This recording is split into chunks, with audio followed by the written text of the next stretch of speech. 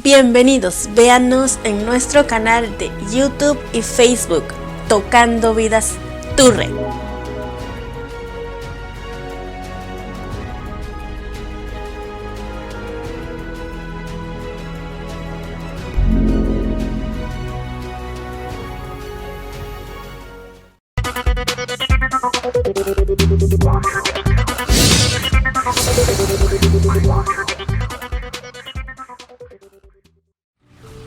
En Contraste, informativos. Los hallazgos más increíbles de la ciencia, las innovaciones tecnológicas más asombrosas. Los relatos y fenómenos culturales que nos unen como región. Todo esto en un mismo lugar, de Iberoamérica para todo el mundo. Ana Cristina Olvera e Iván Carrillo conducen el Noticiero Científico y Cultural Iberoamericano, NCC.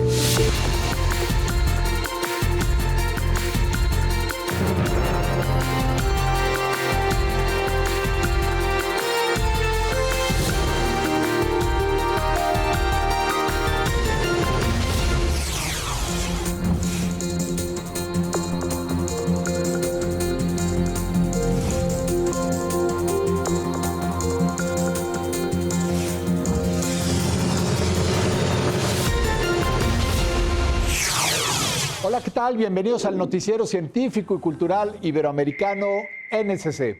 Acompáñenme en este recorrido de 30 minutos para explorar cómo el conocimiento y la cultura transforman nuestras vidas. Este espacio es gracias a la Asociación de Televisiones Educativas y Culturales Iberoamericanas, ATEI. Esto es lo más relevante de la ciencia y la cultura. Según informes del Panel Intergubernamental de Cambio Climático, el mundo ha perdido 267 gigatoneladas de hielo por año en las últimas 2 décadas.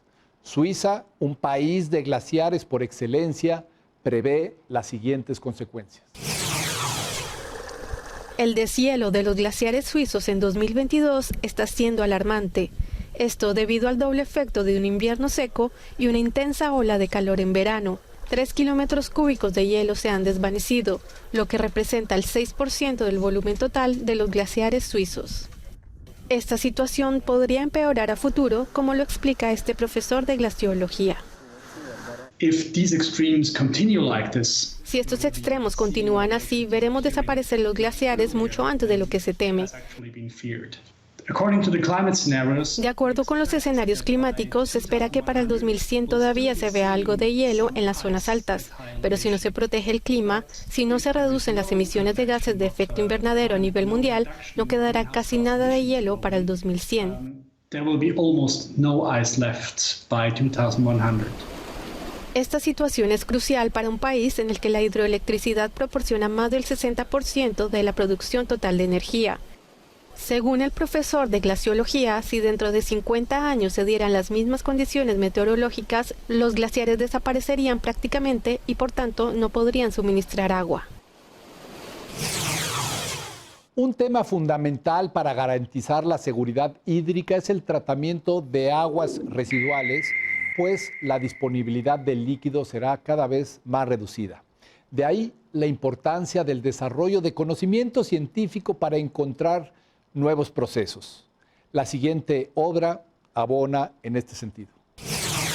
Soy investigadora asociada de un proyecto de CONACYT sobre la intensificación de los procesos electroquímicos de oxidación avanzada aquí en el Centro Conjunto de Investigación en Química Sustentable. Bueno, pues el nombre del libro es Procesos de Oxidación Avanzada en el Tratamiento de Aguas. En él podemos encontrar desde fundamentos teóricos hasta ejemplos de aplicación, ya sea revisiones bibliográficas o algunos ejemplos que los autores quisieron compartir con el lector.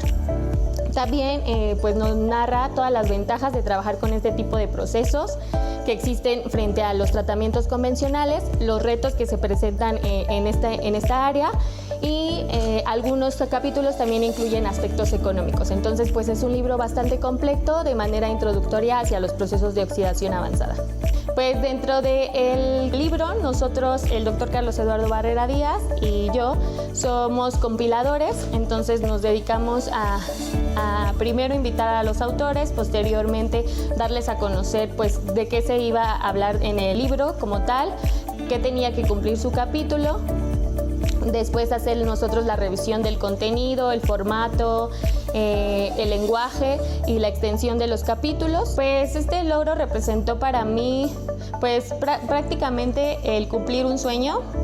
Desde pequeña pues yo quería dedicarme a esta parte de la ciencia, por eso decidí estudiar ingeniería química y también por eso decidí pues como dedicarme un poco más hacia el área de la investigación y no necesariamente a la industria. Entonces la publicación de ese libro pues representa eso, es un trabajo, un esfuerzo de muchos autores que son especialistas en ese tema y que nos dan una revisión completa de todos estos procesos, de cómo se aplican y de los porcentajes de remociones que podemos alcanzar y cómo impactan a nivel social y educativo y económico en el país.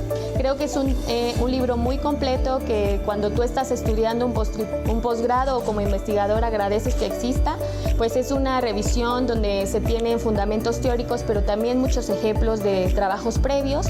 Entonces, si tú quieres enfocar como tu proyecto de investigación hacia esa área, el encontrar pues un trabajo que ya responda a preguntas de investigación previa y te dé pautas a nuevas dudas o preguntas o poder aportar en el área, pues es muy enriquecedor. Entonces los invito a que lean el libro, se encuentra en las plataformas de la universidad y en las bibliotecas. Somos UAMX.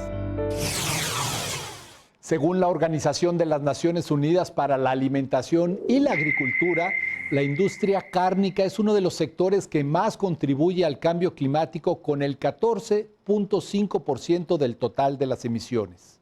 ¿Existe alternativa para los paladares carnívoros? Esto no es carne, pero eso no es lo más sorprendente. Estos platos de origen vegetal tampoco salen de una cocina tradicional, sino de una impresora 3D. Y su destino son restaurantes en toda Europa, o al menos ese es el plan de la empresa emergente israelí Redefine Meat. Su apuesta, que su sabor sea igual al de la carne. Aquí estudiamos la carne animal, la textura, la consistencia, la terneza, la jugosidad, todas las propiedades que proporcionan a la carne su dimensión sensorial, y luego sabemos cómo imitarla en nuestra carne. El producto se elabora con soja, guisantes y garbanzos, entre otros. Con los mismos ingredientes, muchos otros alcanzaron grandes logros en cuanto a sabor. Pero aquí prestan especial atención a la apariencia de la carne. A la hora de crear mi filete, tengo una biblioteca con algunos parámetros. Puedo elegir cada uno de ellos y ajustarlos a lo que quiero. Eso me permite definir el tipo de marmoleado, la grasa interna o la externa. Efectivamente, su aspecto es el de la carne real. ¿Pero podrán convencer a los paladares de los consumidores en Alemania, Francia o Italia? Se considera que si el cemento fuera un país, sería el tercer emisor más grande del mundo, solo detrás de China y los Estados Unidos. Con esto en mente, una iniciativa en Irán ha recuperado técnicas tradicionales de construcción con múltiples beneficios para la población y para el ambiente. Un cambio en la construcción para ayudar al medio ambiente. Las casas construidas con cemento están por todas partes en Irak, pero en la ciudad de Agra, en el norte del país, prefieren utilizar piedras, una decisión que trae beneficios en la lucha contra el cambio climático. La localidad, fundada hace más de 2.700 años en la ladera de una montaña de difícil acceso, se sitúa en la región del Kurdistán, que al igual que el resto del país, sufre de un aumento de las temperaturas y de la escasez de agua.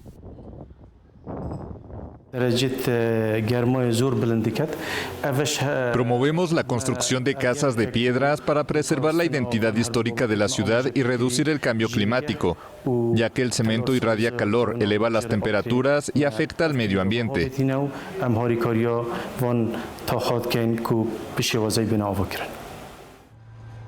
Irak es uno de los 5 países del mundo más expuestos a los efectos del cambio climático, según la ONU. Y ante el letargo de las autoridades, Agra, con 100.000 habitantes, decidió apoyarse en técnicas ancestrales para enfrentar estas consecuencias. En esta urbe, las autoridades decidieron prohibir el cemento para la construcción y la renovación de la ciudad vieja desde 1991, año en que el Kurdistán obtuvo la autonomía de facto de Irak. Aún está permitido en los barrios que la rodean. Fue fácil para las personas construir con piedras, ya que es barata y está a disposición.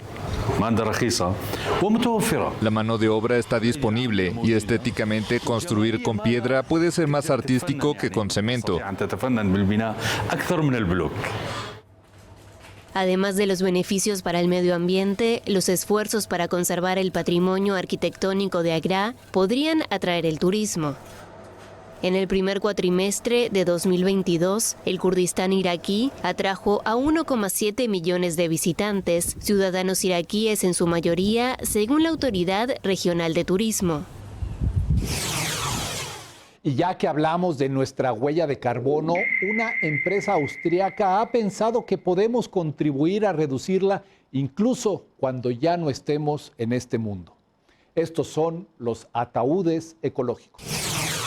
Un ataúd vivo hecho de hongos que se descompone sin dejar huella de carbón y que actúa de fertilizante natural. Es la alternativa ecológica y económica que ha presentado este viernes la funeraria pública de Viena. Austria es el segundo país del mundo donde la empresa neerlandesa Loop comercializa este producto, que ofrece la posibilidad de que los restos mortales contribuyan al desarrollo del ecosistema del cementerio central de Viena. En este nuevo espacio habilitado para este tipo de enterramientos ecológicos solo se podrán enterrar urnas y ataúdes orgánicos sin metales o componentes sintéticos para facilitar la descomposición y la regeneración del suelo. Las cajas, con un precio de 990 euros, están hechas de micelio, unos filamentos subterráneos de los hongos que crecen en 7 días sin necesidad de luz o agua. Además, facilitan la descomposición de los cuerpos y son capaces de aguantar hasta 200 kilos de peso. En solo 45 días se deshacen como fertilizante natural, lo que provoca un impacto positivo en el medio ambiente. Esto es el noticiero científico y cultural iberoamericano NSC. Síganos en nuestros canales de WhatsApp y Telegram.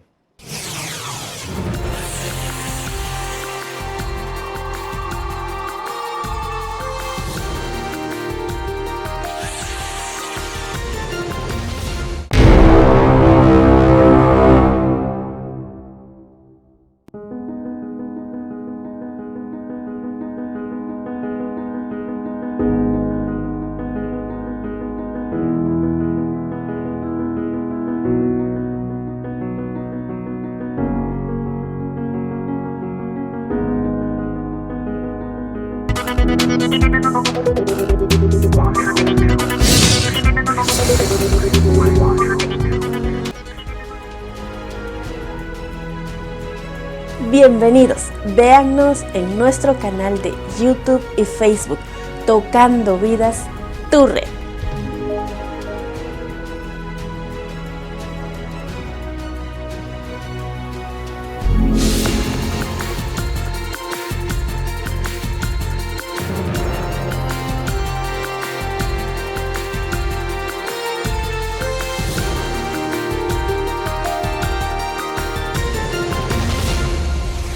La intersección entre la inteligencia artificial y la producción urbana agrícola se avisora como una fórmula que podría garantizar el alimento en el futuro con menor impacto ambiental.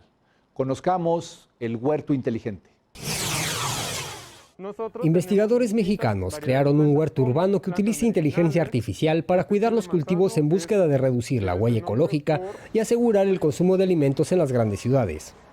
Enclavado en el Museo de las Ciencias de la Universidad Nacional de México, el huerto es monitoreado por un software que envía información a la nube con respecto a los requerimientos de cada cultivo para mantenerlo en óptimas condiciones.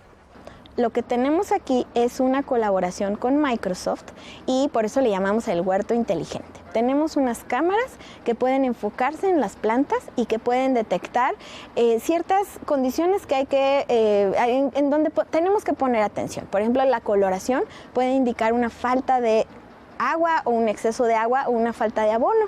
Entonces, a partir de esa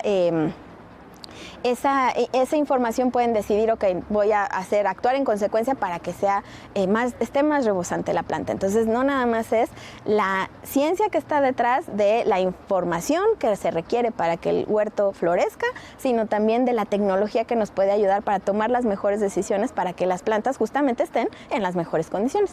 Asimismo, Hernández detalló que las cámaras de video verifican la coloración de las hojas y en caso de detectar algo atípico, se manda un aviso para hacer lo necesario y lograr que la planta no muera. Tenemos un código QR en donde está la información de estas plantas en específico, ¿no? Están alojadas en una nube de Microsoft y podemos acceder a esa información y tenerla a la mano.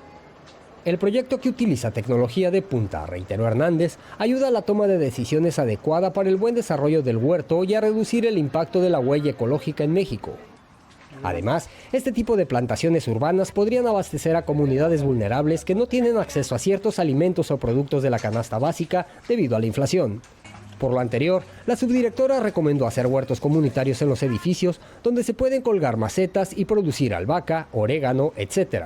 Y al mismo tiempo luchar contra la pobreza en el país. Y no nos damos cuenta que actualmente mucha gente está sin alimento.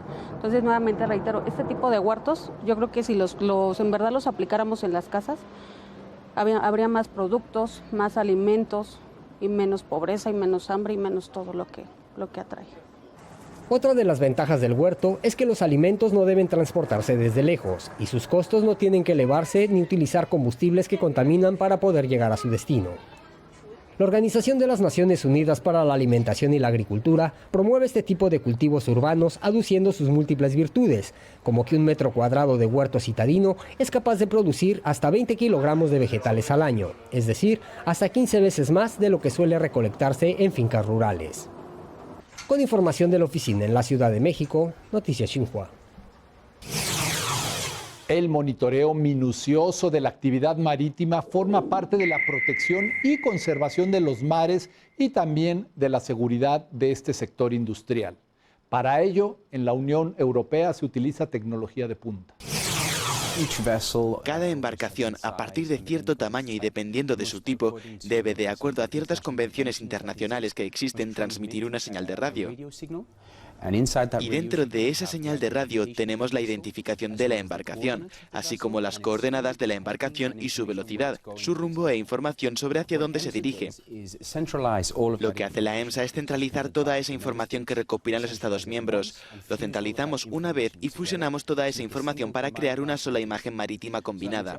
Eso lo hace mucho más eficiente porque compartimos toda la información entre todos los diferentes Estados miembros, pero también significa menos errores. Esta información es transmitida por los barcos a través de diferentes sistemas. En la Unión Europea, alrededor de la costa, hay una red de torres que se llama SafeSeaNet, que detectan estas señales retransmitidas por los buques. La misma tecnología que usan esas torres, que se llama AIS, también se instala en los satélites.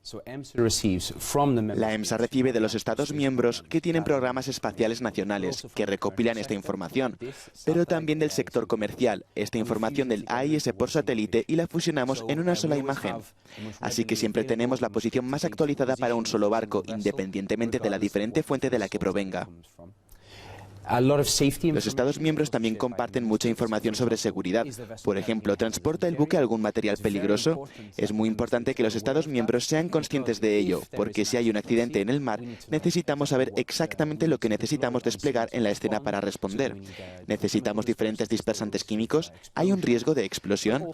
Pero por suerte la mayoría de las veces no hay accidentes, así que cuando el barco llegue a puerto necesitaremos saber qué equipo hace falta para descargar el buque de forma segura. Si hay un contenedor determinado que lleva algo peligroso, es posible que debamos tener un poco más de cuidado cuando estemos descargando. Según el Instituto Nacional del Café Hondureño, en este país, esta bebida es el producto de mayor importancia en la agricultura y la economía. Unas 100,000 familias se dedican a esta actividad que enorgullece a los hondureños por su calidad. Estos son algunos de sus secretos. Honduras es un país prolífico en la producción de café. Ocupa el 5º lugar a nivel mundial. Es el mayor productor de América Central y el 3º de América Latina. Es un país con una importante industria cafetera y una población de pequeños productores. Pero nuestro café no tiene nada que envidiarle al café, a los cafés de afuera. Son cafés de exportación, es un café que taza limpia. El café que usamos es un blend o una mezcla entre café Borbón, Pacamara y también tenemos Catuaí. Entonces ese blend y ese tueste entre medio oscuro es el que hace que el café sea delicioso y sepa muy bien.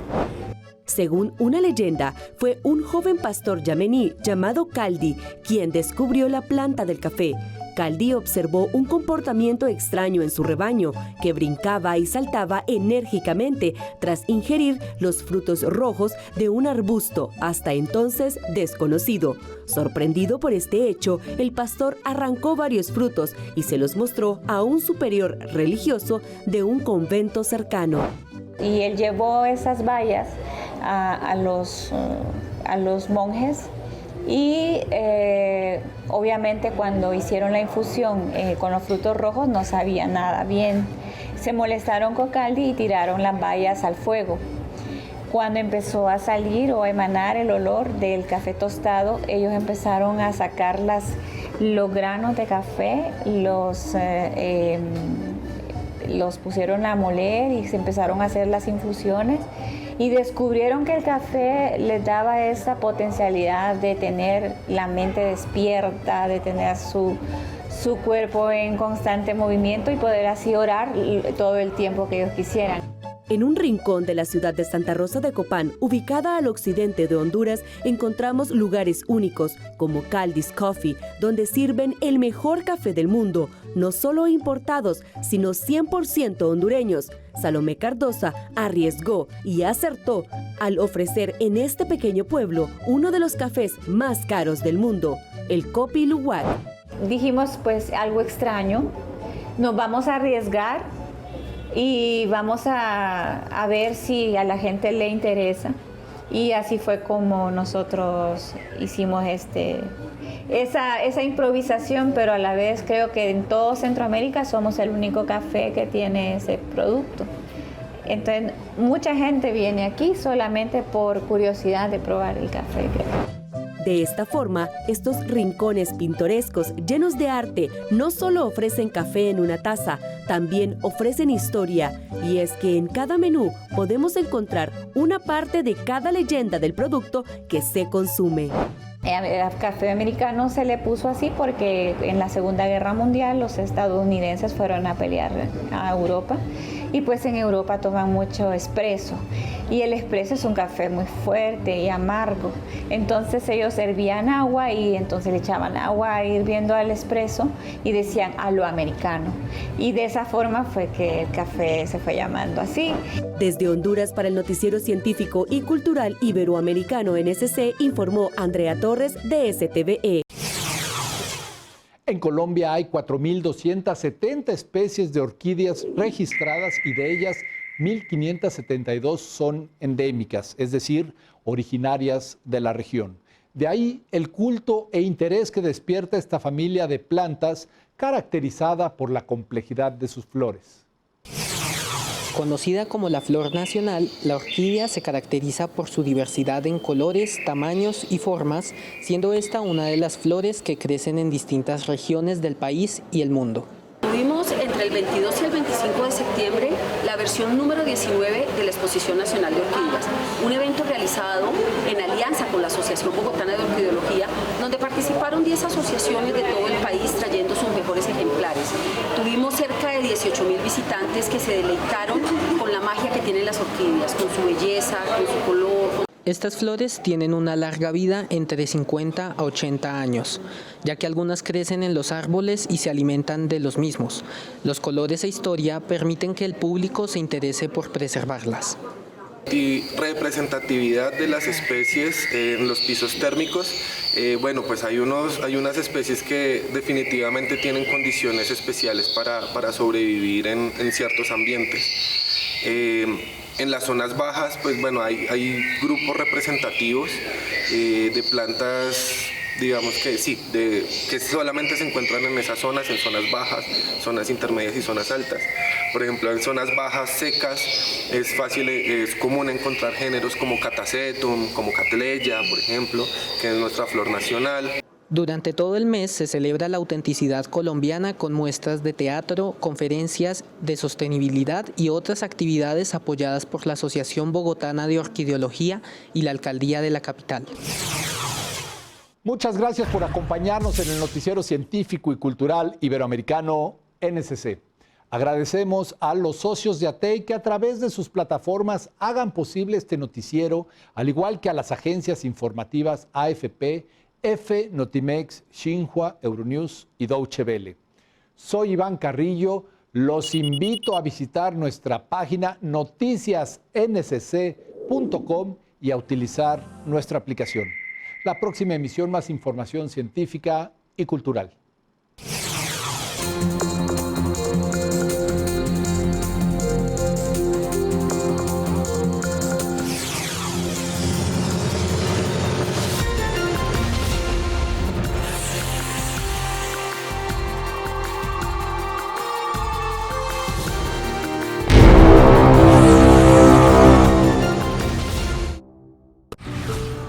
Contraste informativos. Los hallazgos más increíbles de la ciencia, las innovaciones tecnológicas más asombrosas. Los relatos y fenómenos culturales que nos unen como región. Todo esto en un mismo lugar, de Iberoamérica para todo el mundo. Ana Cristina Olvera e Iván Carrillo conducen el noticiero científico y cultural iberoamericano, NSC.